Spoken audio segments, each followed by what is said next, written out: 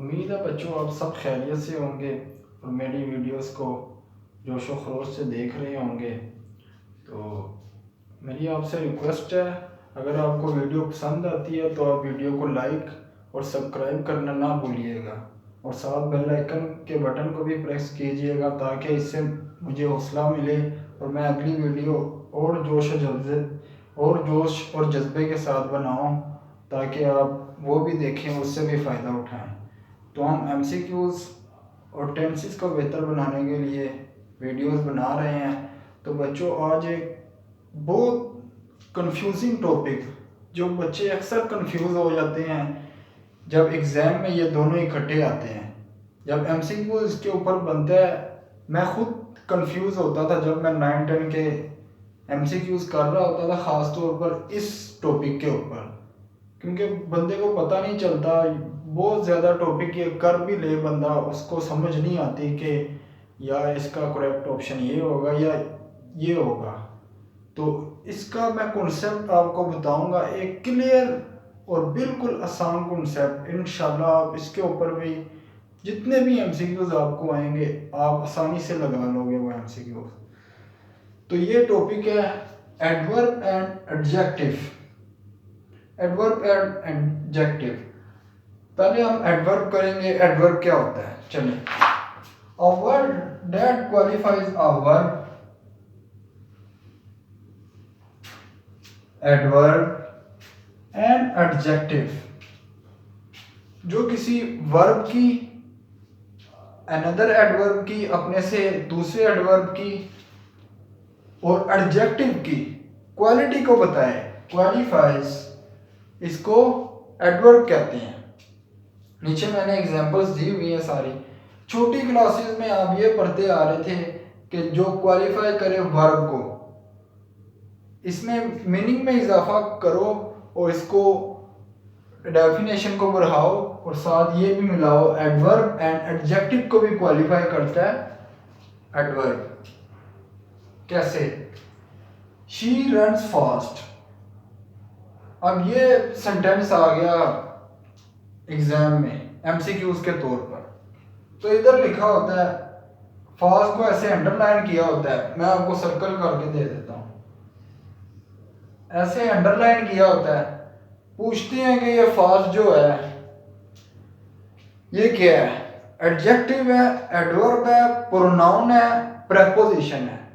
Pronoun preposition तो एक अलग चीज है, वो तो बंदे को पता लग जाता है कि यार प्रोनाउन तो आई हुई, दे, यू, ही, शी, इट होता है। ये फास्ट कहां से प्रोनाउन आ गया? प्रेपोजिशन तो इन, ऑन, एट, अंडर, फ्रॉम होता है, तो प्रेपोजिशन भी नहीं हो सकता। एडजेक्टिव और एडवर्ब में आगे बंदे फंस जाते हैं। मैं खुद कंफ्यूज होता था इस टॉपिक में। हालांकि मैं आपको अपने एमसीक्यूज के बारे में बताऊं, मेरे 9वीं, 10वीं, 11वीं और 12वीं 20-20 नंबर के एमसीक्यूज मिला के 9वीं के 19 हैं, चले 20 में ला लें आप। तो हर जो क्लास में 20-20 नंबर के एमसीक्यूज होते हैं इंग्लिश के, तो मेरे कितने नंबर आए हैं पता है? 80 में से 9वीं से लेकर 12वीं तक इंग्लिश के जो एमसीक्यूज हैं, 80 में से 76 नंबर आए हैं, 80 में से 76। आपको पता है कि कितने मुश्किल एमसीक्यूज होते हैं 9वीं 10वीं के, और 9वीं 10वीं के तो छोड़ो, 11वीं 12वीं के कितने मुश्किल होते हैं। और मेरे 80 में से 76 आए हैं। ओके, इसलिए मैं आपको ये तजुर्बे बता रहा हूँ, वैसे ही नहीं हवा में बातें उड़ा रहा मैं, ये मेरे एक्सपीरियंस में है तो मैं आपको करवा रहा हूँ, ठीक है। ये फास्ट के ऊपर हम लोगों ने अंडरलाइन किया होता है कि ये फास्ट क्या है। अब आपको कैसे पता चलेगा ये एडजेक्टिव है या एडवर्ब है? प्रोनाउन और प्रेपोजिशन तो निकल गया, वो दो अलग चीजें हैं, वो तो बंदे को पता लग जाता है। बच्चे आपने इससे पीछे देखना है, इससे पीछे वर्ब है, नाउन है या प्रोनाउन है। वर्ब है, नाउन है या प्रोनाउन है, आपने ये देखना है, ठीक है। अगर वर्ब हुआ तो आपने आंखें बंद करके लगा देना एडवर्ब के ऊपर, क्योंकि एडवर्ब ही क्वालिफाई करता है वर्ब को। अगर वर्ब हुआ, फास्ट के पीछे या कोई भी लफ्ज के पीछे अगर वर्ब हुआ, कोई भी वर्ब हुआ, आपने आंखें बंद करके एडवर्ब पे टिक कर देना है। ठीक है, मैं ये एमसीक्यूज जो हमदर्द के नोटबुक है उससे आपको करवाऊंगा भी। पहले मैं आपको ये चीज़ें समझा रहा हूँ ताकि आपको ये चीज़ें समझ आ जाए, फिर मैं प्रैक्टिकल वो बुक मेरे हाथ में होगी, वो एमसीक्यूज मैं इधर लिख रहा हूँगा, सारी चीज़ें मैंने आपको बताई होंगी, मैंने जस्ट बोलना है वो वाला एमसीक्यूज और आपने खुद उसका आंसर करना है। ठीक है, और मैं भी आपको बताता जाऊँगा। तो ये अगर वर्ब होगा इससे पीछे, फास्ट के पीछे या कोई भी लफ्ज के पीछे, तो आपने आंखें बंद करके एडवर्ब पे टिक कर देना है। ठीक है, अब वर्ब को तो क्वालिफाई करता है, अब एडवर्ब को कैसे क्वालिफाई करता है यार, अब उसको देखते हैं। फास्ट क्या था, एडवर्ब था ना, मैंने आपको बता दिया। अब लगा दें, इसमें इजाफा करते हैं वेरी फास्ट का, वेरी फास्ट का। अब बंदा इधर पूछे शी रन्स वेरी फास्ट, अब ये इसमें वो मिसाल के तौर पर लगा देते हैं सर्कल इसके ऊपर, वेरी के ऊपर।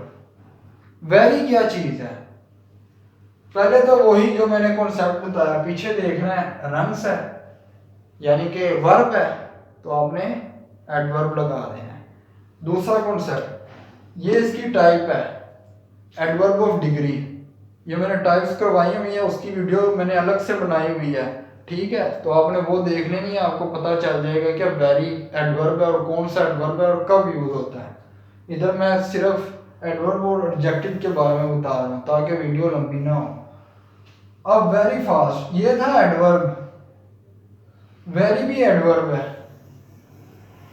एक एडवर्ब दूसरे एडवर्ब को क्वालिफाई कर रहा है। डेफिनेशन में क्या था, a word that qualify a verb, adverb, adverb को भी और वर्ब को भी और एडजेक्टिव को भी।